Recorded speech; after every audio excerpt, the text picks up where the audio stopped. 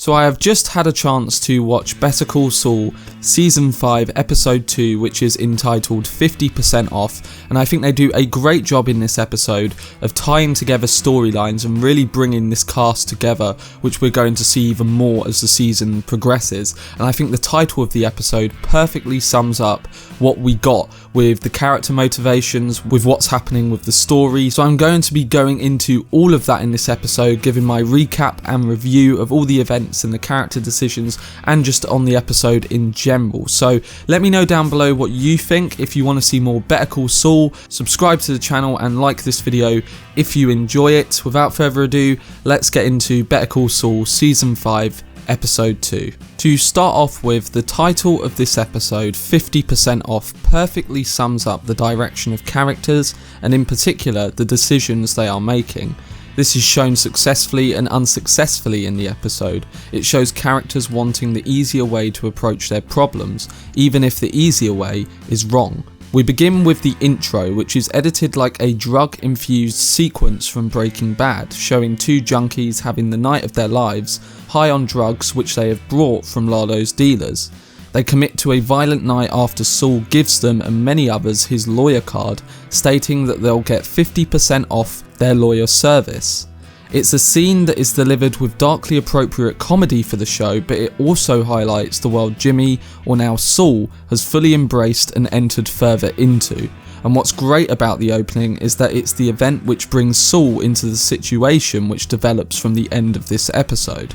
Moving on to the characters which summarise this title. In particular, the episode focuses heavily on Nacho and Lalo's storyline. We see Gus threatening Nacho with the life of his own father to get what he wants.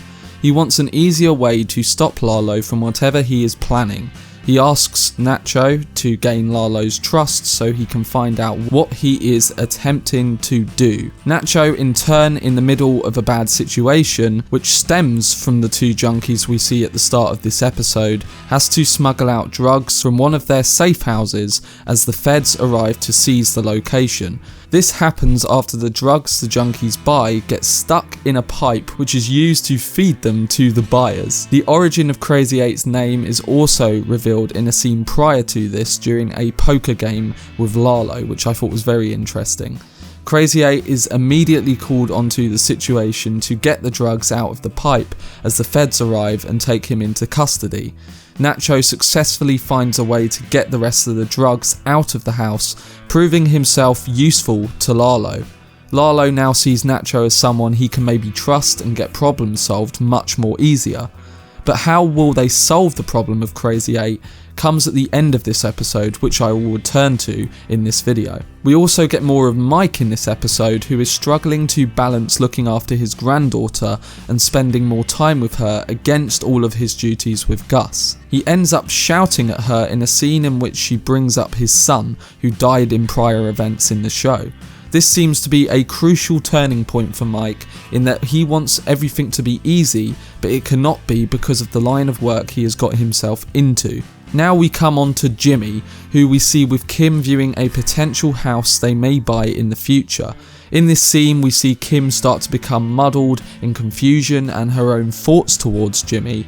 In moments she feels like it would be great to buy a fancy house and have a better life with him, but at the same time, his Saul persona and cutting corners the problematic way will not be hopeful at all. And as she says at the end of the scene, maybe someday, Jimmy. This may allude to it never happening and their future not being a future at all. We'll have to see how the Kim and Jimmy storyline develops to get a better grasp of how Kim's storyline is going to end. Back at work at the courthouse, Jimmy slips back into lawyer mode seamlessly.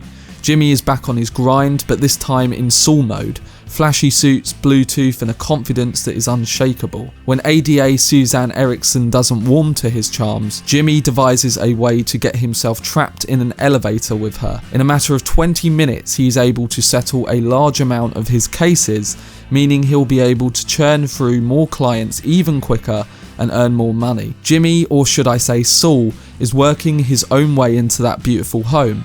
And his own way isn't by listening to Howard or anyone that convinces him otherwise. We end the episode on Jimmy walking down the road away from the courthouse, and the title of the episode and even the show's title lives up to its name. Nacho arrives on the sidewalk and asks Jimmy to get in. Now it looks like Jimmy is going to have to help them get Crazy 8 out of custody. He is the 50%, which he himself claims at the beginning of the episode. When all goes wrong in the criminal world, the only option is to call a criminal lawyer, as Jesse suggested to Walt in Breaking Bad.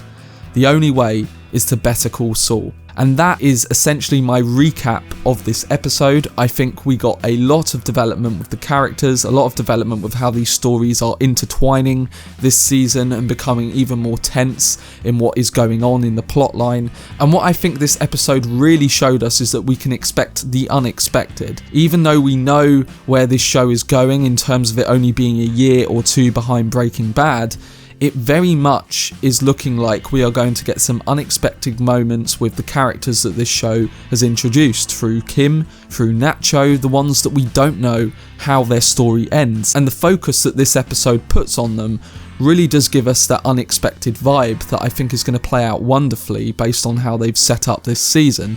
So based on everything we've seen in this episode, it very much continues what the first episode set out. It set out to show Saul Goodman coming into his character and how he's going to delve into the underworld of criminality that we so love from Breaking Bad. And we are going to get that. And the first two episodes have perfectly sent us flying into that perspective. So that is my review of Better Call Saul Season 5 Episode 2. I am giving this episode, like the first episode, a 4.5 out of 5 star. I believe we're getting to that 10 out of 10 5-star mark which Breaking Bad hit so often. I just think the first two episodes have perfectly set that up in a way that, you know, really you cannot criticise much from the episode. I think now we're looking at episode 3 being the one to really go into, the Saul element that we saw from Breaking Bad, or at least in the next 2 or 3 we're going to see that. And I really enjoyed this episode and how it set that up. But let me know down below what you think. Did you really enjoy this episode as much as the first as I did? And do you think we're going to get chaos ensuing very quickly on the characters within this show? I think within an episode or two we are going to get that based on these opening 2 episodes. But I hope you guys enjoyed the video. If you want to see my review and recap of the first episode, that is on my channel. And if you want to see a review and recap of all the other episodes that I'm going to do this season, subscribe to the channel and like this video if you enjoyed it. I hope you guys found the episode interesting as much as I did. I've been Cortex, and as always, make some noise.